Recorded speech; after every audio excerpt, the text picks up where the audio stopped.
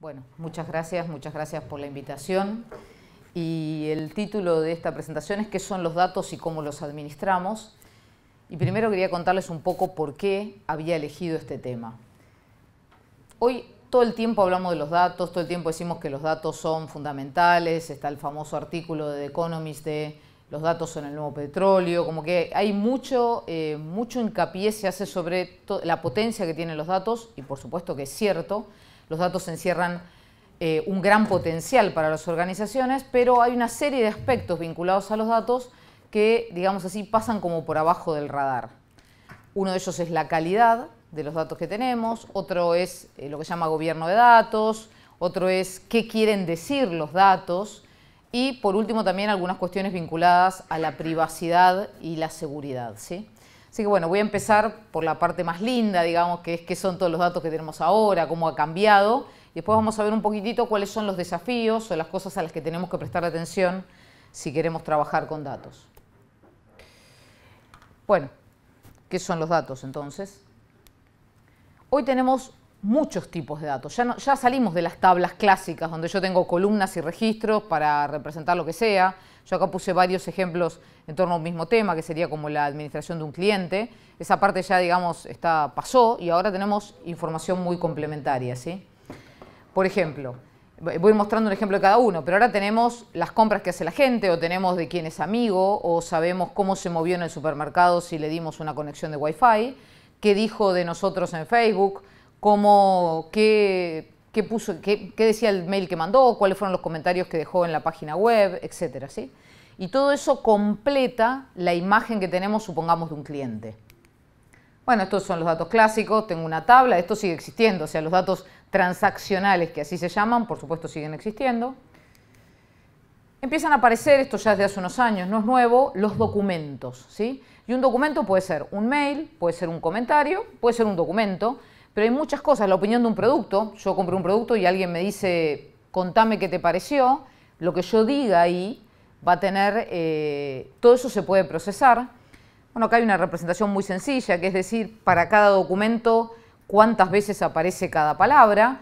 Esto es un mundo en sí mismo, lo que es el procesamiento de texto tiene muchísimos desafíos, temas de lenguaje natural, es lo mismo contento que contenta, contentos, etcétera, feliz, el tema de los sinónimos. Bueno, esto es como un mundo en sí mismo en el cual se ha avanzado mucho a lo largo del tiempo, hay como una relación estrecha entre lingüistas y ciencia, entre la gente de análisis de lengua y de ciencias de la computación para avanzar sobre esto. Como les digo, se han hecho muchos avances. Una cosa interesante que quería comentarles cuando viera esto es que esto tiene una cosa muy importante, que es para poder procesar los documentos hubo que entender de qué manera se representa un documento. O sea, un documento no se representa por el texto del documento, que es lo que uno primero pensaría cuando viene del mundo del que hablábamos antes, de las tablas, ¿sí? Un documento se representa por las palabras que lo componen, ¿sí? Y este mismo desafío se ha dado en otros rubros. ¿Cómo se representa una imagen? Originalmente las aproximaciones de imágenes y las comparaciones de imágenes eran píxel a píxel. Entonces nada se parecía a nada, porque si yo estaba para acá y ahora me corría para acá, ya no era la misma persona, ni la luz, bueno, era muy complicado. Hasta que alguien se dio cuenta que las imágenes había que representarlas como contornos. Entonces, cuando yo represento como los bordes, por decirlo, lo estoy diciendo muy burdamente, si no es un tema que yo maneje, cuando yo represento los bordes, ahí me parezco mucho más y ahí mejoró mucho la identificación de las imágenes. Sí. Entonces, bueno, esto digo, quería comentárselos también por eso. Aparecen los datos de transacciones. Esto ya no es el cliente ni una compra, sino todo lo que compró todos los productos que tiene en una compra, y esto hay mucho análisis que se hace sobre esto. De hecho, cuando uno está leyendo el diario, yo sé que acá hay mucha gente joven que tal vez no lea el diario, pero vieron que si uno está leyendo en la web, abajo dice los que leyeron esto también leyeron esto, o los que dicen el que compró esto también compró esto otro. Todo eso se hace analizando este tipo de esquemas, este tipo de datos. Después aparece todo lo que viene como información no estructurada, lo que viene en XML o en JSON, que es un formato específico. Pero lo que les quiero comentar de esto es que esto es un formato que se utiliza mucho para enriquecer datos. Por ejemplo, yo tengo datos de ciudades, ¿sí? Puedo llamar a una API de alguien, ¿sí?, que me devuelva cuántos habitantes hay en esa ciudad, cómo es la distribución de, por segmento socioeconómico, bueno, o cualquier cosa que a mí me sirva para complementar la información que yo ya tengo. Hay muchísima información disponible. De hecho, por ejemplo, si ustedes usan una herramienta que era de Google y ahora es de dominio público, se llama OpenRefine, ahí pueden, por ejemplo, si tienen un país, agregarle a ese país prácticamente todos los datos que figuran en los censos que mantienen las Naciones Unidas. Entonces enseguida le pueden poner cuál es la forma de gobierno, cuántos son los habitantes, cuál es el ingreso bruto per cápita, etc. Y todo eso de alguna manera complementa o enriquece los datos con los que ustedes contaban originalmente. Redes sociales, grafos, ¿sí? Esto está súper presente en toda la problemática. A quién seguís en Twitter, de quién sos amigo, en la casa de quién vivís, con quién compartís tu vivienda, cuántas llamadas telefónicas hiciste. Esto se empezó a analizar en el mundo general relativamente hace poco. Los que tienen bastante experiencia en análisis de esto son en general las fuerzas de seguridad, porque eso se acuerdan de cuando veíamos las películas de quién habló con quién y las conexiones y que comparten, bueno, esos gráficos que veíamos en las paredes de la policía que eran justamente conexiones. Las fuerzas de seguridad han hecho mucho más análisis, recién esto ahora no hace tantos años que ha pasado, digamos así, al dominio público, por decirlo de alguna manera, o ha salido del esquema ese de temas de seguridad. Pero hay muchísima información que se puede sacar acá. Ya hace años que, por ejemplo, las compañías celulares saben de un determinado, quiénes son los clientes más importantes. ¿Qué significa? Los clientes que si se van, se llevan muchos otros clientes a otra compañía. Y a eso les dan un trato preferencial, les dan, ¿y cómo saben que se llevan muchos otros compañías? Y por gente que recibe muchos llamados con un grupo grande de gente. Por ejemplo, ¿vieron esto de que dentro de la misma compañía las llamadas son gratis? Bueno, por ese tipo de cosas. Datos ordenados. Esto ya ahora no es una compra, es todas las compras que yo hice en el año, o todas las compras que fui haciendo a lo largo de los años, o toda mi historia de navegación. O sea, navegué, esta es mi historia de hoy, esta fue la de ayer, esta fue la de hace 2 semanas. Entonces esto, un ejemplo que se suele dar es el que vio, si yo puedo ver, esto fuera, no existe más el ejemplo, pero bueno, si alguien vio una película en Netflix, digamos, que eso sí existe, yo podría saber qué película proponerle a continuación sabiendo cuál fue la secuencia de otra gente que miró esa misma película. Un caso clásico es el de las sagas. ¿Sí? Alguien vio, no sé, Star Wars 1, 2, 3, 18, 24, ¿ok? Entonces le voy ofreciendo en base a qué hicieron otros que hicieron lo mismo, ¿ok? Bueno, dentro de los datos ordenados hay un tipo bastante particular que son los datos espaciotemporales. O sea, ya no sé solo, bueno, este grafiquito está muy simpático, es la evolución del clima, ya no sé solo cuáles son los datos que hace, las cosas que hace, sino dónde las hace. Entonces acá empieza a haber información mucho más rica, lo que yo les contaba antes del supermercado, dónde se quedó, cuánto tiempo estuvo. Piensen que el Estado, les aclaro que el Estado es súper cuidadoso de estos datos que les voy a contar ahora para que no nos persiga la paranoia, pero el Estado, por ejemplo, si ustedes usan la SUBE, sabe dónde estuvieron, a qué colectivo subieron, qué subte tomaron, todo eso está en la SUBE. ¿Sí? Entonces hay muchísima información, ¿sí? Las compañías celulares saben dónde estuvieron ustedes todo el tiempo porque tienen la localización de su teléfono, ¿sí? Entonces hay muchísima información que ella enriquece. Vamos al caso de la compañía celular. Yo tengo el cliente, sé lo que me compró, sé las llamadas que hace, pero además sé por dónde camina, dónde está, ¿sí? Y una cosa de la que yo no voy a hablar, pero que es un mundo al que se viene, es las compañías empiezan a pensar qué tipo de ganancia pueden sacar de esa información que tienen. Entonces, por ejemplo, las compañías celulares ofrecen vender, no pueden decir que yo estoy acá hoy, ¿sí? Eso no pueden, porque eso atenta contra las normas de privacidad, etcétera. Pero sí pueden decir cuánta gente de cada sexo, de qué rango de edad, etcétera, camina por una determinada zona en un determinado horario. O sea, sin decir que Juan Pérez, pueden decir en la zona de la Universidad KS a la tarde hay X cantidad de hombres y X cantidad de mujeres en tal rango de edad. ¿Y eso para qué puede servir? Y puede ser información para alguien que quiere poner un negocio en la zona, puede servir para muchas cosas. Entonces, hay muchísima información. Esto que les estoy contando se llama monetización de datos. Los datos que yo tengo, ¿alguien me los quiere comprar? ¿Y cuánto estaría dispuesto a pagar? Y también, ¿qué puedo hacer con esto en el marco de la ley, ¿no? Al final de eso vamos a hablar un poquito. Y después esto que es, no voy a decir mundo de futuro porque está acá, pero es toda la información que viene a través de los sensores. Hoy hay muchos chicos y chicas que tienen estos relojes, más que donde uno ve el mail, que se reemplazan un poco el celular. Esos relojes, algunos toman las pulsaciones, etcétera, etcétera. Entonces ya hay un montón de información adicional que tenemos sobre los seres humanos. Y esto está un poco atado de lo que originalmente se llamó IoT, Internet of Things, que decía que para el año 2020 iba a haber 75 billones de dispositivos conectados, la heladera, bueno, 1000 cosas. Hay muchísimos sensores, mucho más de los que uno cree, dando vueltas por ahí. Pero ahora se habla de Internet of Everything. Pues si yo tengo ese reloj, el que está dando esa información no es una cosa, es una persona, un ser humano, ¿sí? Las vacas, que no sé qué dispositivo le ponen, dan 4 teras por año, creo, de información.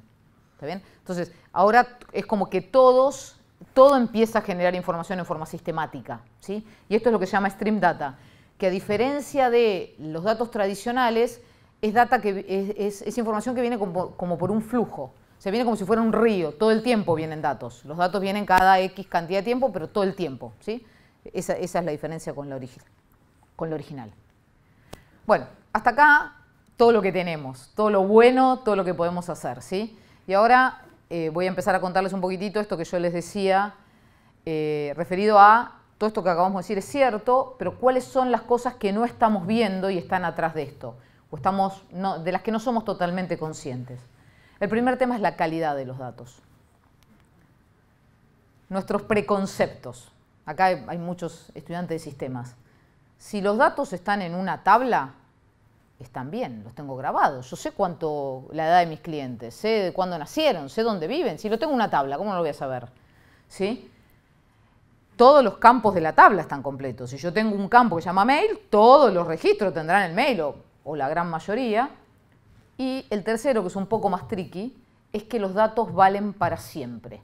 Estas son cosas que como que la gente de sistemas la tenemos grabado como en el chip. No, si está grabado en una base de datos, ya está. ¿Hay algo más que hacer con los datos? Y ya lo grabé, listo, tengo que hacer alguna otra cosa. Y acá traje una lista larga, como soy una persona de edad, de cosas que me pasaron a mí. ¿Está bien? No es que me las contó alguien, estas me pasaron a mí. Después tengo otra pila de cosas que alguien me contó.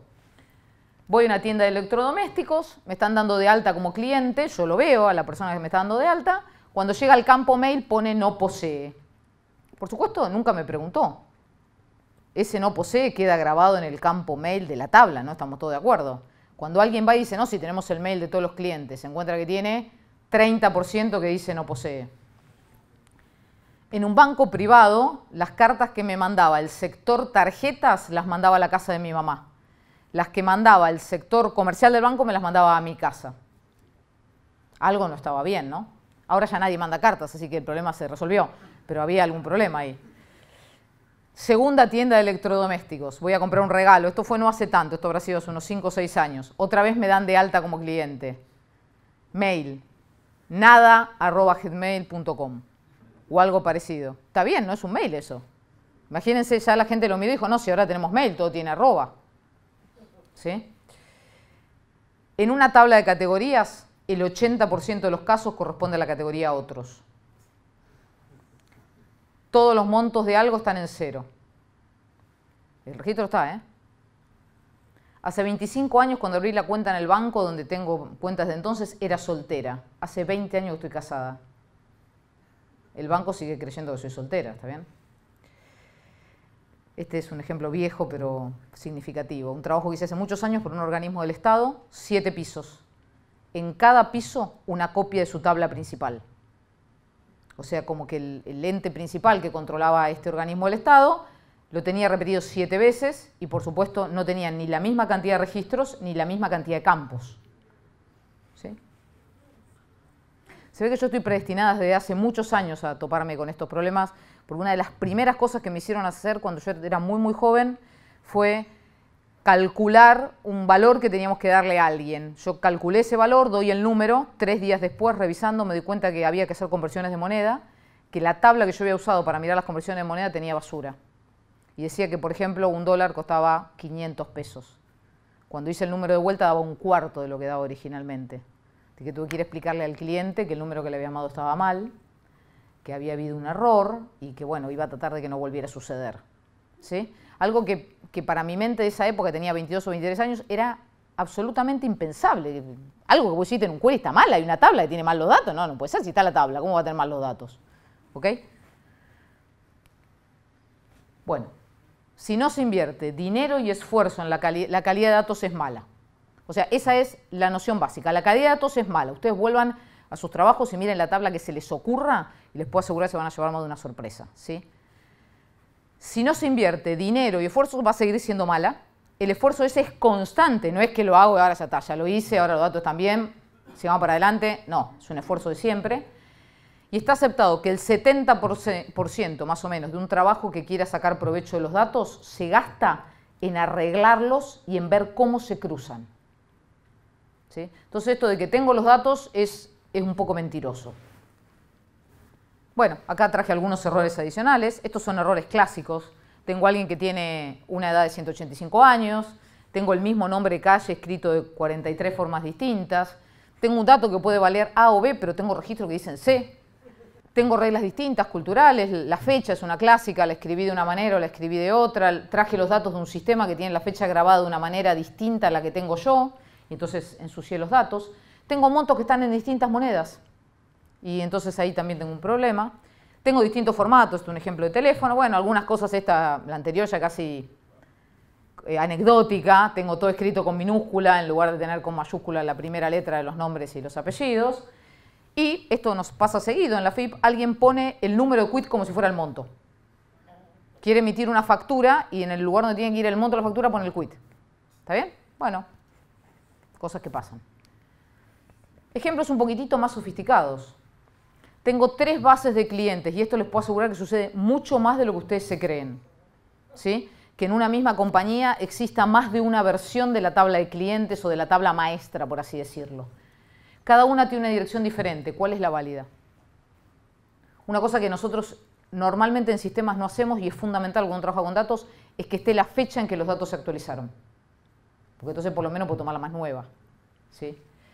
El 30% de los clientes cumpleaños el mismo día. Este me lo contaron. Alguien trató de hacer un desarrollo, hizo un análisis univariado, que ahora vamos a hablar un poquitito de eso, y se encontró con que el 30% de la gente cumpleaños el mismo día. Parece que era 15 de marzo, supongamos, de algo, y era que el que había hecho la tabla había puesto como fecha por defecto la de su cumpleaños. ¿Está bien? Y bueno, pasan estas cosas, ¿sí? La dirección no se corresponde con la localidad. O la localidad con la provincia, o todo el paquete con el código postal, o la altura de la calle no existe. Los domicilios son una fuente prácticamente inagotable de problemas, ¿sí? Yo siempre lo digo siempre en las clases, en todos lados, si ustedes van a guardar el domicilio, valídenlo, si no, ni se gasten, porque les puedo asegurar que el día que lo quieran usar, no les va a servir para nada. ¿Está bien? Entonces, los domicilios ahora digan que casi nadie lo usa, digamos, pero si se tuvieran que usar, son muy, muy costosos los temas de domicilio. Tiene 12 años y está casado. Estos ya son errores un poquitito más sofisticados, ¿sí? Y algunas cosas que por lo menos me requieren mirar. Tiene nivel de estudio, 7 años y es doctor. Hay algún caso perdido en el mundo, o sea, podría ser. En principio a uno le resulta sospechoso, ¿sí? Gasta 2 millones por mes en tarjeta. Bueno, algunos gastan 2 millones y más de 2 millones, ¿sí? Pero son casos que uno tiene que mirar con cuidado. Esto es, perdón, fui para el otro lado. Estos son los que se llaman outliers. ¿Qué es un outlier? Un valor que está fuera de rango. ¿Y por qué está fuera de rango? Bueno, porque es la tarjeta de crédito de Tinelli, entonces no gasta igual que todos nosotros, ¿sí? O porque es un error. Las dos cosas pueden, un outlier puede ser originado por una de esas dos cosas. Es un dibujito que me encanta. Sigue siendo un pollito, ¿no? Nada más que es amarillo. Todo lo demás son negros, ¿ok?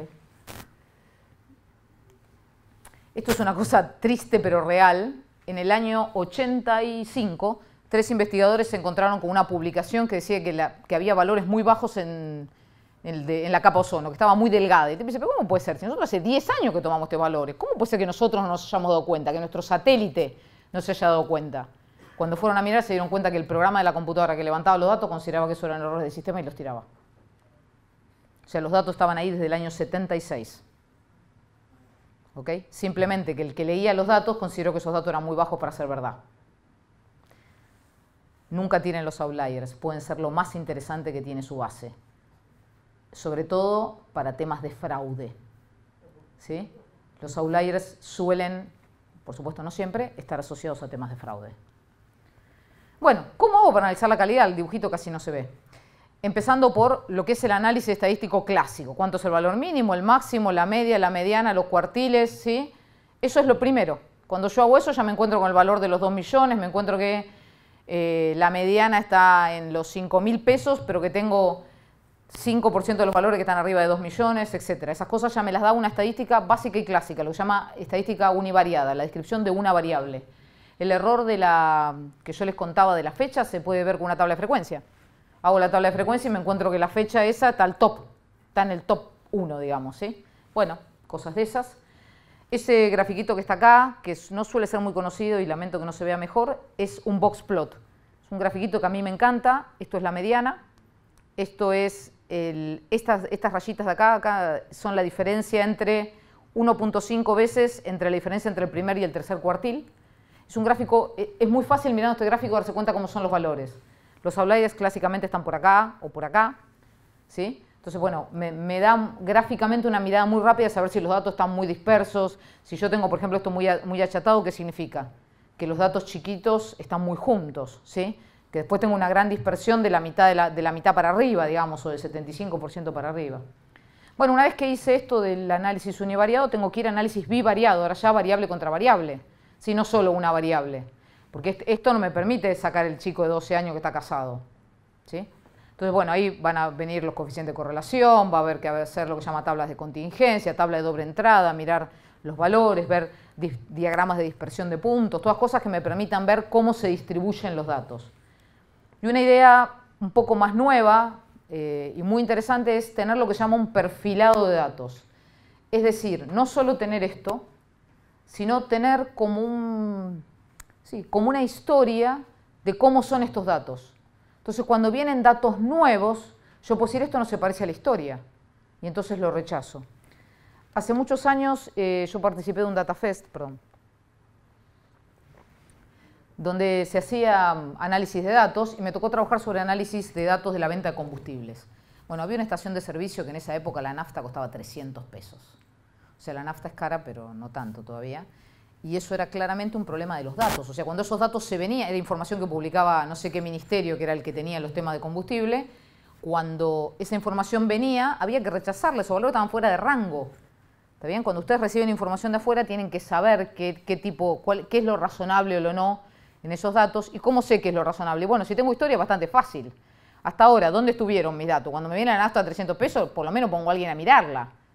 A ver qué pasa ahí, si es una estación de servicio espacial, y entonces la nafta sale eso, o cuál es el problema por el cual tengo ese valor. Lo más probable es que se trate de un error. Esa idea del perfilado de datos es muy interesante. Bueno, esto me lleva a hablar de lo que se llama gobierno de datos. Esto es prácticamente no, es una disciplina en sí misma. De hecho, la calidad forma parte de todo este mundo. De acuerdo a la Data Management Association, hay una asociación parecida a la asociación al PMI para proyectos, está esta asociación para datos. Dice que la administración de datos es el desarrollo y ejecución de arquitecturas, prácticas y procedimientos que manejan adecuadamente las necesidades del ciclo de vida de los datos de una empresa. Acá aparece un término nuevo. ¿Qué es el ciclo de vida de los datos? ¿Que los datos tienen ciclo de vida? Sí, tienen ciclo de vida. Nacen, crecen, mueren. ¿Ok? En algún momento los datos dejan de tener sentido, ¿sí? Ese tipo de cosas que nunca nos preguntamos por estas cosas. Esto incluye aspectos de calidad, de arquitectura, de seguridad, ¿sí? De quién puede acceder a qué, que es un tema que ha cobrado relevancia últimamente esto. Y, por supuesto, metadata, que es información sobre los datos. De esto vamos a hablar un poquitito más, es un tema que a mí particularmente me preocupa mucho. Una cosa muy importante, esto que no es un tema de sistemas, es un tema de la organización. El tema de la tienda de electrodomésticos no se resuelve si no hay un incentivo, una capacitación o algo que le explique al vendedor por qué es importante que cargue bien ese dato. El tipo de sistema le agregó la validación que tuviera @y.com, ¿ok? Pero no pudo resolver el otro problema. Entonces, esto no es un tema de sistemas, es un tema de todos, ¿sí? Y una cosa que muchas veces los que estamos en sistemas no tomamos en cuenta es que los datos cada vez más se consideran un activo de la compañía, ¿sí? De hecho, si ustedes compran una compañía, una parte de las cosas que se hace es evaluar los datos que esa compañía posee. Entonces, bueno, deberíamos tener un poquito más de cuidado. Este gráfico me gusta, ahí se lo robé a Charito, que es una persona muy experta en este tema de una presentación que hizo ella. Es los niveles de madurez con respecto a los datos. ¿Vieron como el nivel de madurez de desarrollo de software? Bueno, nada más que esto llevado a los datos. ¿En qué nivel estoy? En una presentación en la que estuve, alguien le decía a Charito, ¿no hay algo más atrás que esto? O sea, esto es lo peor que puedo estar, porque yo creo que estoy por acá, decía, ¿sí? Igual estaba bien la pregunta, porque por lo menos era consciente que acá había un problema. ¿Sí? Hay gente que ni siquiera se da cuenta que esto es un problema, que acá hay un tema para resolver.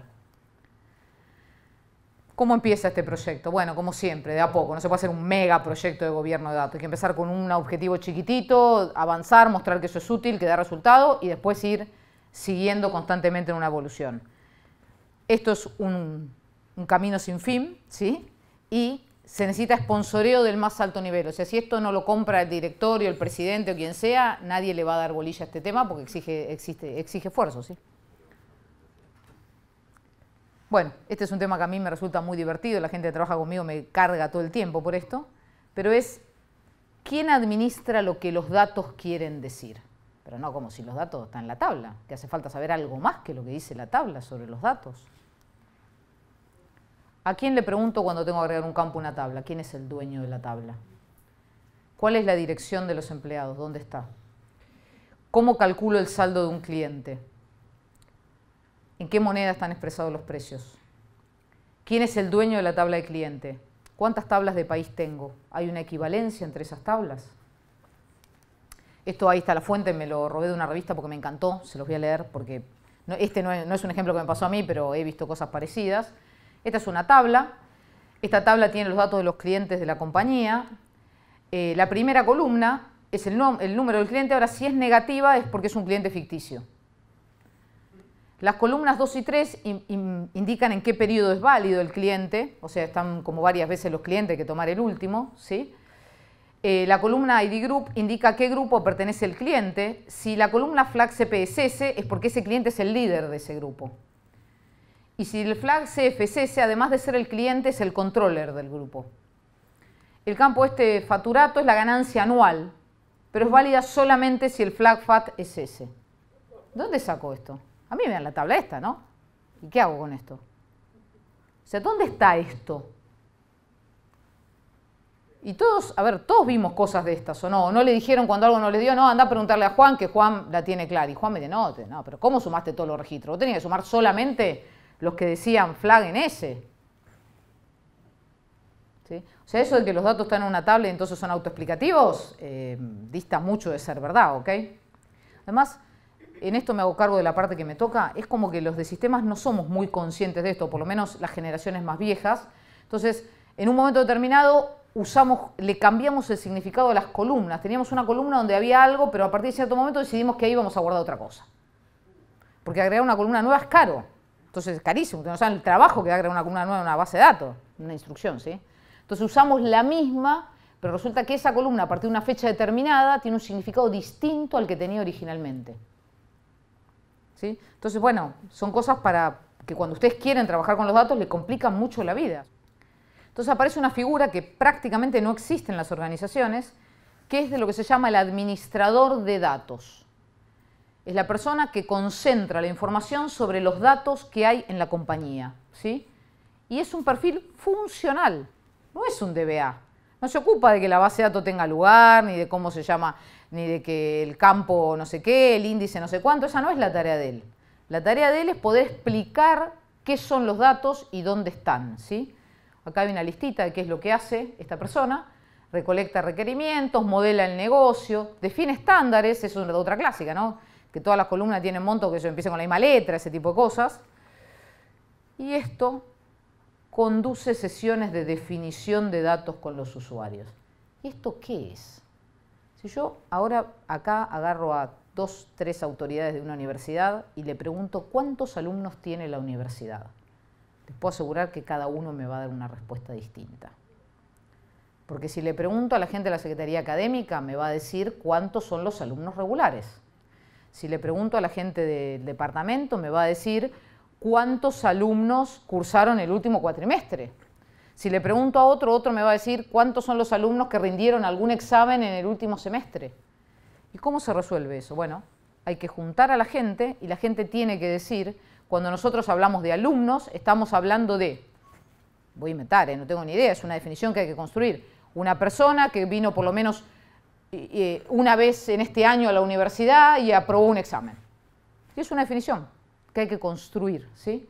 ¿Quién se ocupa no de hacer la definición, sino de coordinar que suceda la definición? Este administrador de datos, ¿sí?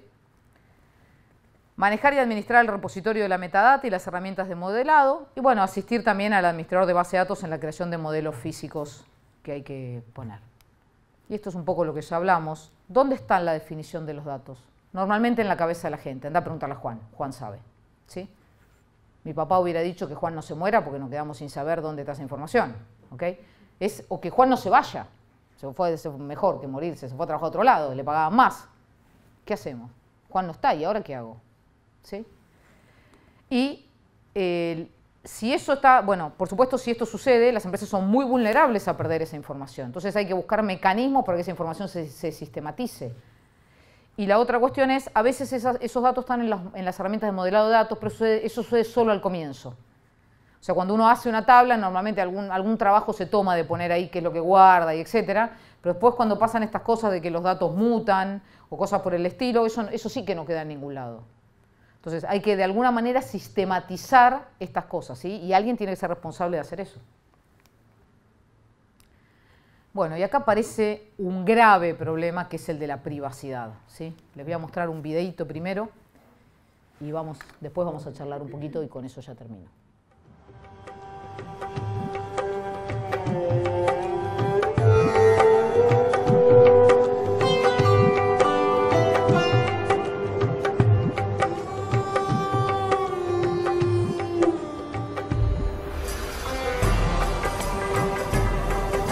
Dag Fien.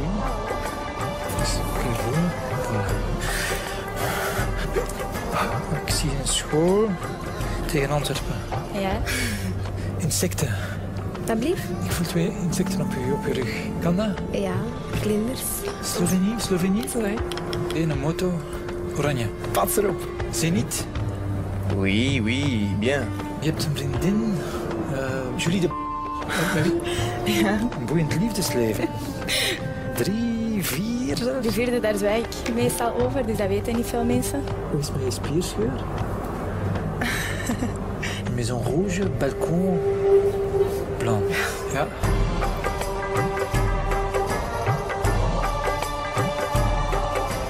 Ik zie geld, ik zie transacties. Maar kent je rekeningnummer van buiten? Ik denk dat ik het wel weet. Je staat wel negatief op je bankrekening. Ja? 9-7. Last month you spent €200 on alcohol. Vorige maand €300 aan kleding gespendeerd. 8. Ja. 5. Voor een huis dat van eigenaar gaat veranderen. €795.000. Ja, eigenlijk. 41. Ja. Is dat juist? Ja, dat is juist.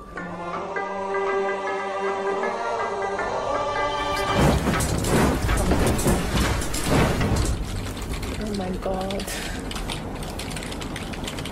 Oh nee. Ah, dat is, ik weet niet hoe eng.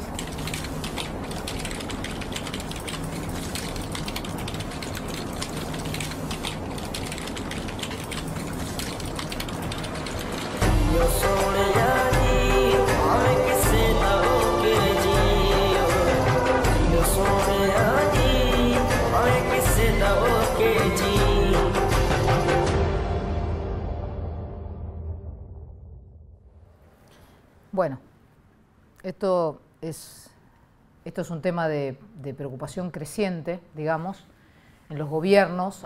Sobre todo la Comunidad Europea ha hecho muchas cosas. La Comunidad Europea es muy restrictiva, digamos, tiene una legislación muy avanzada sobre la protección de la privacidad. De hecho, el último cambio que hizo la Unión Europea obliga a los países que no están en Europa aún, porque en realidad protegen los derechos de los ciudadanos, aunque los ciudadanos no estén en Europa.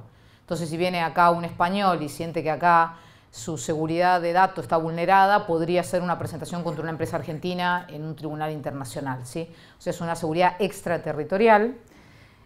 Como siempre hay como un balance entre lo que es la privacidad de la gente y otros temas. Hace años en Londres quisieron usar la forma en que se movían los celulares para hacer un rediseño de la parte peatonal de Londres y no pudieron hacerlo porque se consideraba que era una invasión a la vida privada de la gente.